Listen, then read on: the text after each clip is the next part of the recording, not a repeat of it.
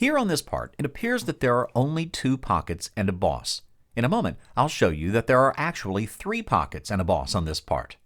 When I run the Extract Machinable Features tool, you will see that CamWorks recognizes this pocket, the boss, and then there's this feature called Open Pocket.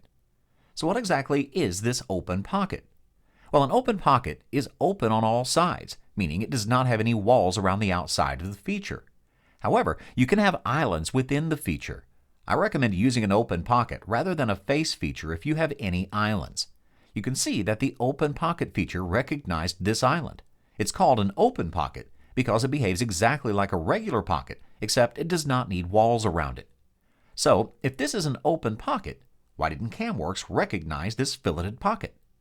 If I click on the CamWorks Options button in the toolbar and click on the Mill Features tab, you'll see that when I ran automatic feature recognition, CamWorks was not looking for features with fillets and tapers. I'll check this box and say OK. Now when I run AFR again, you'll see that the pocket has been added, and there are indeed 3 pockets shown in the feature tree. Next, I'll generate an open plan for these features. Under the operation tree, I'll roll my cursor over each of the operations, and you can see them highlight in the graphics area. Notice that CamWorks is calling for a flat end mill for the operations for this filleted pocket.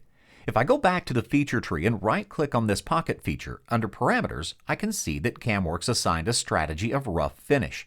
This rough finish strategy has been set up in the technology database to call for a rough mill and contour mill using a flat end mill. Later, in the section called Setting Up CamWorks, I'll show you how you can create your own user-defined strategies for situations like this. In the meantime, I'll switch back to the operation tree and edit these operations manually. I'll right-click on the roughing operation and select Edit Definition. I know the bottom radius is 90 thousandths, so I'll go into my tool crib and look for a hog-nosed end mill with a radius of 90 thousandths.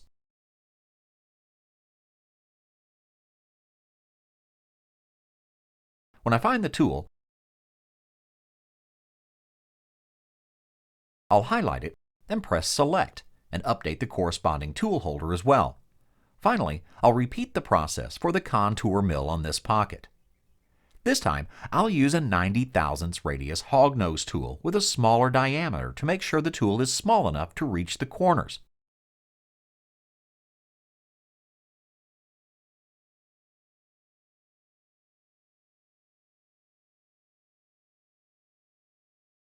I'll move over to the Contour tab and apply a bottom finish to the pocket as well.